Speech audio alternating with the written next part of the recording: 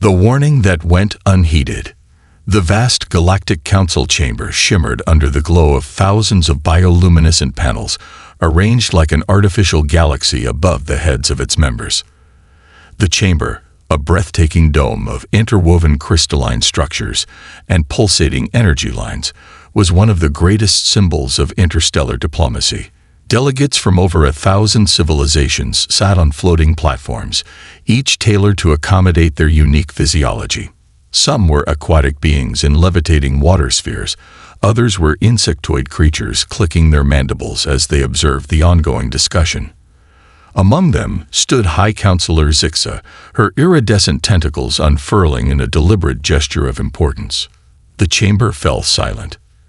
With a voice that resonated across all available auditory spectrums, Zixa spoke. Esteemed members of the United Galactic Federation, we gather today to address a most urgent matter. A new species has been officially categorized as a spacefaring civilization, a species unlike any we have encountered before. They call themselves humans. A wave of murmurs, some curious, others filled with concern, spread through the assembly. The discovery of a new intelligent race was not uncommon, but the formality of an emergency session for this purpose was unprecedented. Zixa gestured, and a holographic projection emerged in the center of the chamber, displaying a small blue-green world orbiting an unremarkable yellow star. This is Earth, their homeworld. The image zoomed in, showing vast continents, deep oceans, and sprawling cities. For most of their history, they were divided, warred among themselves, survived their own near destruction multiple times. Yet, against all odds, they have not only thrived but expanded beyond their world at an alarming rate. A hologram flickered again, showing time-lapsed footage compiled from intercepted transmissions and observational reports. It showed the early ages of humanity, primitive tools, great empires rising and falling, centuries of brutal warfare. And then, unification. Within mere centuries, they had gone from struggling to harness fire to walking on their own moon, and now, they were colonizing planets beyond their home system. The council chamber grew tense as Zixa continued. Their technological progress is exponential. Within 3 centuries, they have advanced faster than most species in recorded history. Their nature is one of extreme adaptability, relentless persistence, and an insatiable drive for discovery. A crystalline delegate, Representative Seri of the Silicon Consciousness, pulsed with light. High Counselor, many species have shown rapid advancement in their early stages. Why does this warrant an emergency session? Zixa's skin rippled with a spectrum of colors, an expression of frustration. Because humans are unlike any other species we have encountered. They are not merely expanding. They are surviving in places where no other species could. They terraform entire planets with terrifying efficiency. They bond not only with each other but with other species, even non-sentient life forms. Their military strategies are unpredictable, their scientific advancements reckless, and their willingness to endure suffering unmatched. The projection shifted again, displaying a recording from a human deep space mission. It showed a team of humans trapped on a barren, inhospitable world after their ship had crashed. The atmosphere was toxic, temperatures dropped to lethal levels, and supplies were nearly depleted. Yet, they survived. They fashioned shelters from the wreckage. They found ways to extract oxygen from the planet's rock formations. They even managed to create weapons from their own broken technology, preparing to fight off an unknown predator native to the world. The final moment of the footage showed the rescue team arriving to find the stranded humans still standing, exhausted, starving, but defiant. Zixa's voice deepened. Humans do not surrender, even when logic dictates they should. The chamber was silent. Finally, a deep, guttural voice broke the tension. Delegate Kaiser of the Zarkonian Empire, a towering, armored warrior species, let out what could only be interpreted as a dismissive chuckle. This is what you summon us for. A species that refuses to die. I fail to see the threat. Zixa's bioluminescence flickered erratically, her equivalent of a sigh. You misunderstand, Delegate Kaiser. This is not just about survival. It is about what happens when their survival is threatened. The hologram changed again, this time showing human warfare throughout history. It was a terrifying display. Humans refusing to retreat, fighting against overwhelming odds, adapting in the middle of battle, turning every defeat into a lesson that only made them stronger. They fought until the very last breath. Kaiser's mandibles clicked in amusement. All species fight for survival. Zix's voice was ice. Not like them. She gestured, and a hologram zoomed in on a particular war record, a battle where an outnumbered human force held their ground against an overwhelming alien invasion. Their enemies had superior weapons, advanced shielding, and devastating biological warfare. The humans should have lost, but they didn't. The footage showed human soldiers charging into battle despite fatal injuries, coordinating attacks even while wounded, using sheer ingenuity to turn their environment into a weapon. Even when their commander fell, they kept fighting, because they refused to accept defeat. And then, the final image. A human soldier, severely wounded, out of ammunition, standing alone against an entire alien battalion. Instead of surrendering, he smiled and detonated an explosive, taking the enemy down with him. Silence. Zixa let the weight of the moment settle before speaking. Humans are a paradox. They are capable of immense kindness, yet unmatched in cruelty. They form alliances stronger than any species we've known, yet, when betrayed, their vengeance is absolute. If you gain their trust, they will fight for you like no other. But if you make them your enemy, she turned to face Kaiser directly. They will never stop coming for you. The Zarkonian delegate's mandibles stopped clicking. The tension in the chamber had reached its peak when another delegate spoke, a small, soft-spoken being from the Sin Collective, a species of peaceful philosophers. High Counselor, the Sin representative asked hesitantly, "What is your proposal?" Zix's tendril straightened.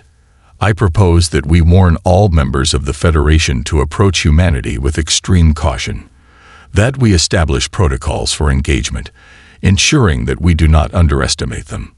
The chamber erupted into chaos. Some species supported the motion, others argued it was an overreaction. Kaiser remained silent, his mind racing. But what no one in that chamber knew, what none of them could have predicted, was that at that very moment, deep in the void of space, the Zarkonian Empire had already set its sights on a human colony. Their warships had already entered human space. The Galactic Council's warning had come too late. And soon, the aliens would learn the true cost of ignoring it.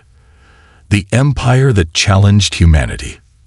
The Zarkonian warfleet emerged from the fabric of space like a storm tearing through the void. Their warships, shaped like serrated blades, cut through the darkness, each vessel reflecting the crimson light of their homeworld's distant star. At the heart of this fleet, aboard the dreadnought Sovereign Wrath, Emperor Zaran of the Zarkonian Empire observed the unfolding invasion with an air of predatory confidence. Before him, projected in a massive holographic display, New Eden, one of humanity's first off-world colonies, rotated in its tranquil orbit. A beautiful, thriving world, unaware of the doom descending upon it. General Vexera, his second-in-command, stood beside him. Unlike most of her kind, she lacked the arrogance of her emperor. Her compound eyes studied the holographic battle maps with precise calculation. "My emperor, the colony has detected our fleet. Their defenses are mobilizing." Zaran let out a low, guttural chuckle, his mandibles clicking together in amusement. "Good. I expected nothing less from them." His claws tapped against the cold metal of his throne. The humans believe themselves formidable. They are mistaken. Their Galactic Council speaks of their tenacity as if it makes them invincible. But we, his voice rumbled with contempt, we are an empire that has crushed hundreds of civilizations. We do not fear primitives. Vexera hesitated. Something felt off. The humans had spread quickly through the stars, but their empire was still young. No known record suggested that they had an active war fleet capable of defending their outer colonies. By all calculations, this should be a swift, easy conquest. And yet, there was a whisper of unease in her instincts, something she had never felt before. She spoke carefully. "Shall I dispatch envoys, my emperor? Perhaps they will surrender without bloodshed." Zoran snarled. "No." His claws flexed. "I want them to know what happens when they stand against us. I want them to feel their helplessness." He leaned forward. "Begin the invasion." And just like that, New Eden's sky burned. The sky falls. On the surface of New Eden, life went on as usual. Farmers tended to vast hydroponic farms, engineers monitored the terraforming systems, and researchers continued to study the planet's unique ecosystem. It was a testament to human resilience, a once barren world now brimming with life. Dr. Elena Sato, one of the lead biologists in the colony's primary research facility, was staring through her laboratory window at the twin suns overhead when her assistant, Marcus Chen, rushed in. "Dr. Sato, you need to see this." She turned, startled by the urgency in his voice. Marcus was rarely rattled, but the way he clutched his datapad told her something was wrong. He tapped on the screen, bringing up a real-time feed from the orbital scanners. Elena's breath caught in her throat. A fleet. A massive, unidentified fleet. The colony's primary communication officer, Lieutenant Hannah Voss, cut in through the overhead intercom. Her voice was grim. "Attention, all personnel. We have an incoming hostile fleet. This is not a drill. Repeat, this is not a drill. All civilian personnel proceed to designated shelters immediately. Defense teams, prepare for engagement." Elena and Marcus locked eyes, both processing the reality of the situation. "We have to go." Marcus grabbed a satchel, stuffing emergency medical supplies inside. Elena nodded, her mind already racing. If the colony was under attack, they would need every scientist, doctor, and technician available to aid in the evacuation. Then the ground trembled.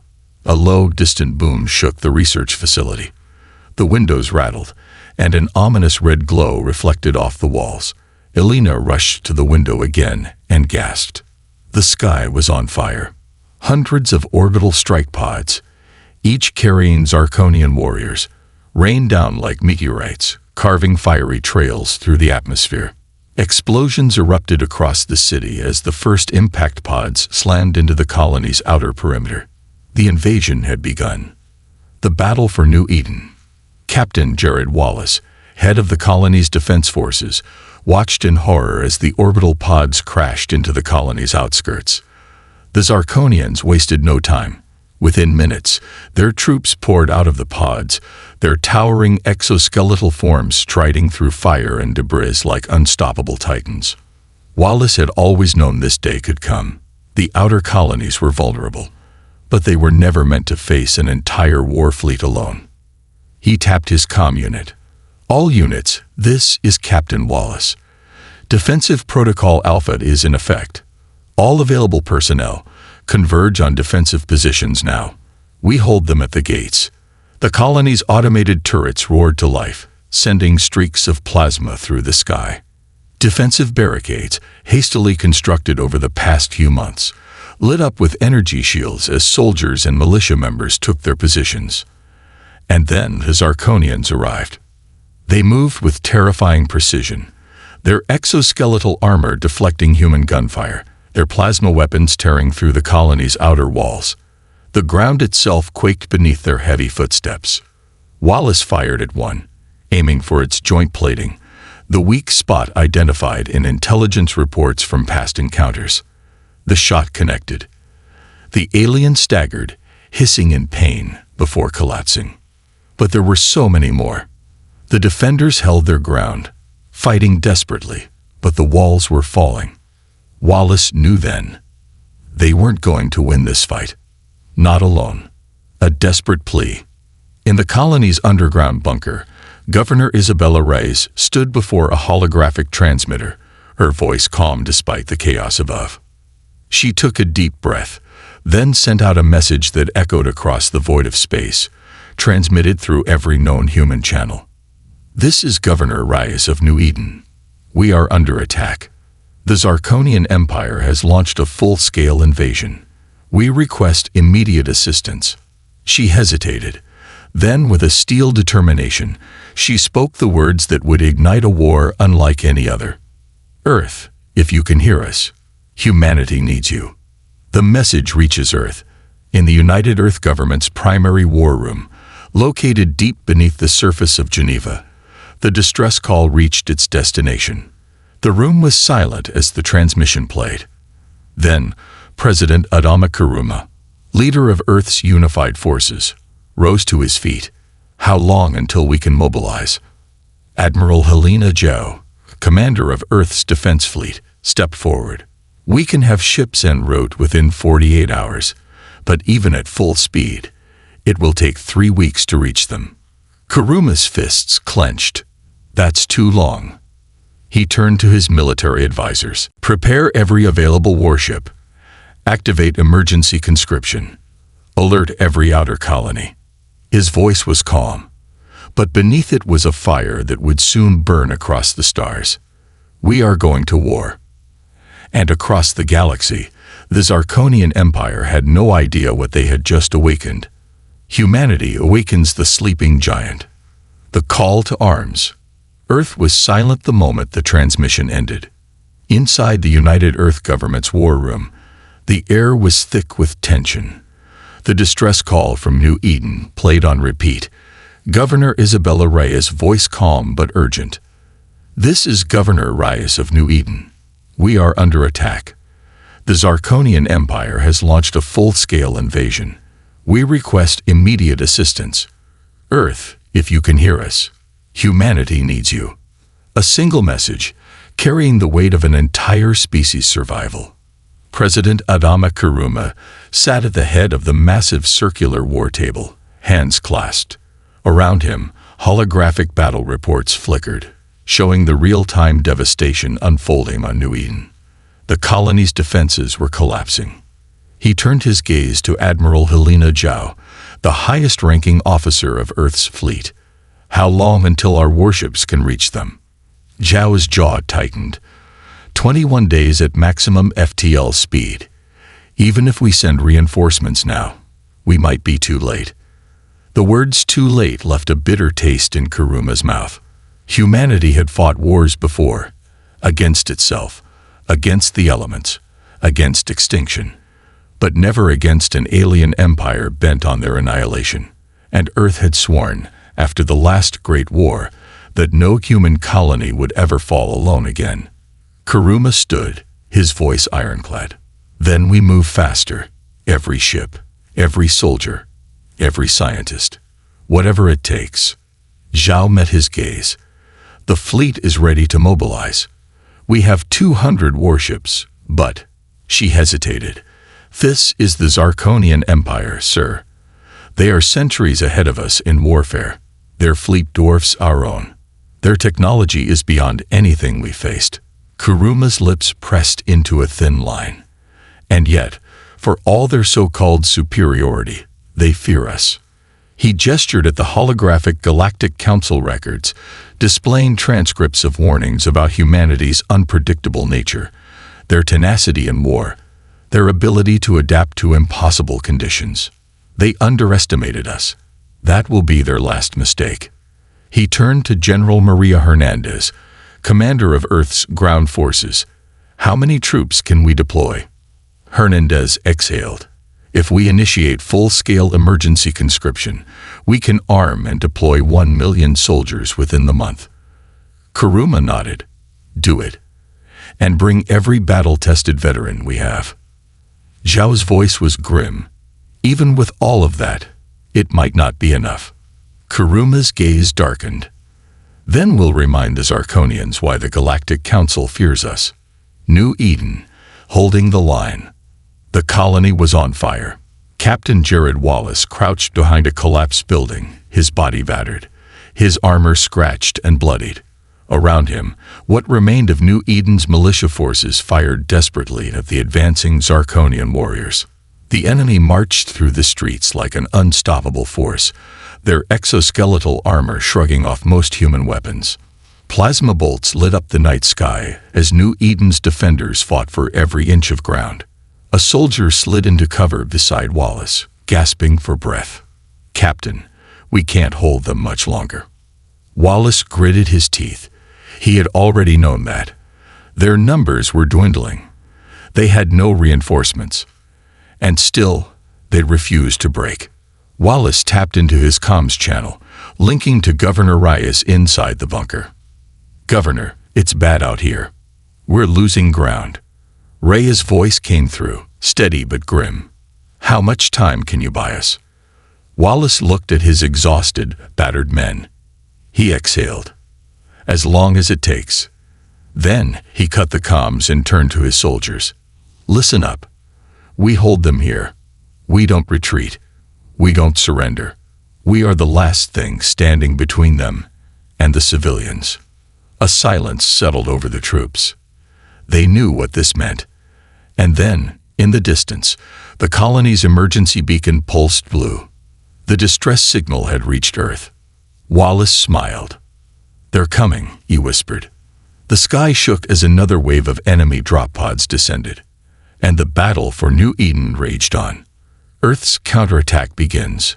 The war machine of humanity roared to life. In the vast shipyards of Mars, hundreds of warships powered up, their weapons systems charging with energy.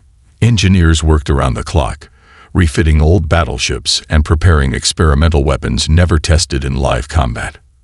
Among them was Earth's secret weapon, the Arcturus defense platform, a station the size of a small moon, equipped with an experimental gravitational weapon capable of tearing through enemy fleets. Dr. Hiroshi Tanaka, the scientist leading the Arcturus project, stood on the command deck, staring at the energy readouts. "Is it stable?" an officer asked. Tanaka hesitated. The weapon was untested. If it failed in battle, humanity would lose its greatest advantage. But if it worked, he took a deep breath. It will be. Meanwhile, at Earth's orbital training facilities, elite soldiers underwent final preparations. Among them was Captain Aisha Okoro, commander of Earth's newest experimental strike team, Ghost Squadron. She watched as volunteers flooded recruitment centers, ready to take the fight to the stars. Her second-in-command, Jack O'Neill, shook his head in disbelief. "This is insanity," he muttered. "Half of them have never seen real combat." Aisha smirked. "They don't need experience," she said. "They just need to be human." The final warning. Deep inside the Galactic Council chambers, High Counselor Zixu watched the chaos unfold. The Council had ignored her warnings about humanity. And now, it was too late. A transmission from Zarkonian intelligence forces flashed across her screen. "The humans are mobilizing. Their warships are launching. They are coming." And then, the most chilling message of all. "They are smiling." Zixa closed her eyes. The Zarkonians believed themselves invincible. They thought they were unstoppable. They had no idea what they had just awakened. She whispered into the darkness, "May the stars have mercy on them, because humanity will not." The storm that broke the Empire. The last stand on New Eden. The skies above New Eden burned with plasma fire, a storm of war that raged between the invading Zarkonian Empire and the desperate human defenders. The colony, once a thriving testament to human ingenuity, was now a battlefield of ruin and fire. Buildings had collapsed, vital infrastructure lay in rubble, and the once green fields were now scorched wastelands of death and destruction. And yet, humanity had not broken. Captain Jared Wallace, bloodied and exhausted, crouched behind the shattered remains of a defense turret, his rifle pressed tightly against his shoulder. His soldiers, what remained of them, had fortified their position along the colony's main street, forming a desperate last stand.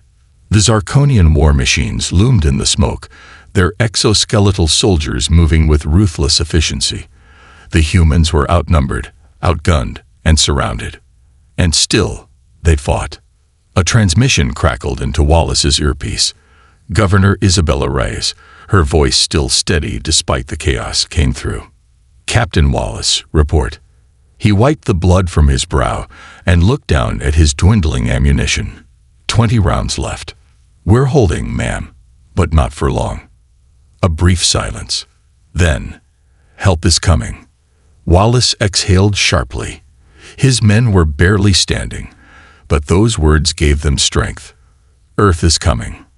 That was all he needed to hear.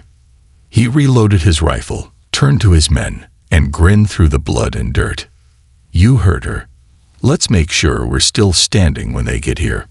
The defenders roared in defiance, raising their weapons just as the Zarkonian front lines surged forward, and the battle for New Eden entered its deadliest hour.